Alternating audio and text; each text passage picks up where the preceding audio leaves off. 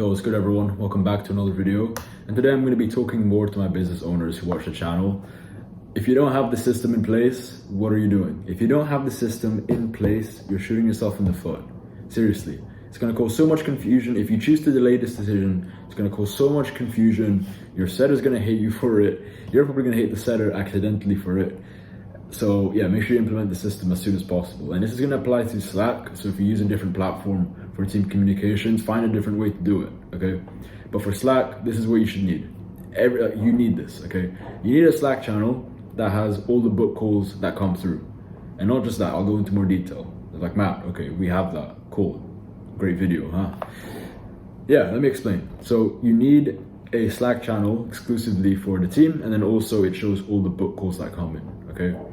But what needs to happen is I'd also recommend you create another Slack channel, or you just encourage direct access between the setter and the closer. So you can make another Slack channel called call notes, or you could just make a Slack channel called setter/closer, or you could just tell the closer and the setter to communicate frequently, okay? So they can, and this is why, the setter can then update the closer as to anything that they need to know in advance in terms of a specific prospect or anything like that. Anything that they need to know, they can let them know in advance. And then the closer can update them on how the call went. They can talk about, should I disqualify this person? Should I keep them on the calendar? All these things is just gonna pay off dividends in the future. Communication is what it's all about. And if you can get the setter and the closer to almost like tag team your leads and your prospects, then that sounds weird. It sounds really, it sounds weird, but you know what I mean, right? That's gonna make a really good team. That's gonna be a really good base for your business to grow. And then in terms of the book calls automation list, or the channel, private channel, what you need to have, not just that, you also need to have where they came from. So that could be a social media platform they came from. That could be a username. Preferably it's a username, and I'll tell you why in a minute.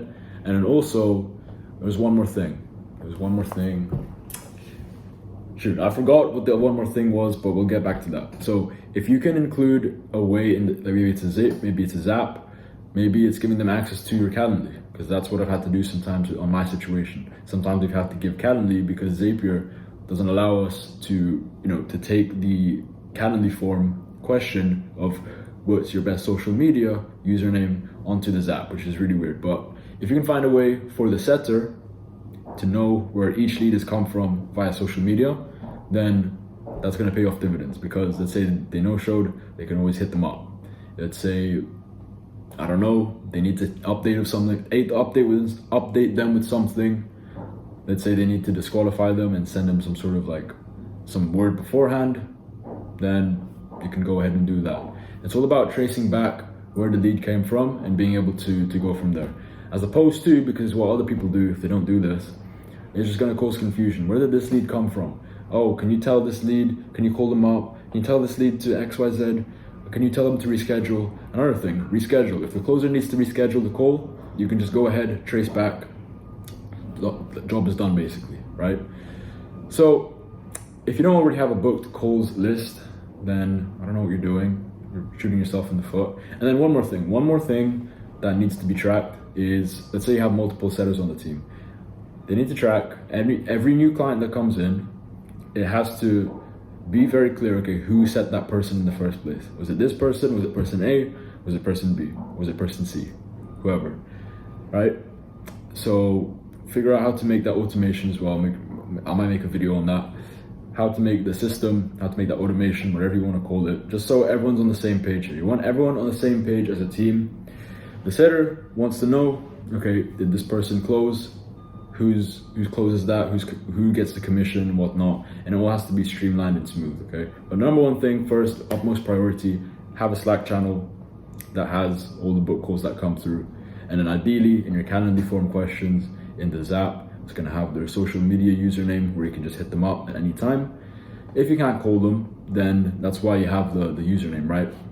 So you can try call them up for a confirmation or reschedule or whatnot, or canceling the call. If you can't reach them through that, then that's why you go to the social media.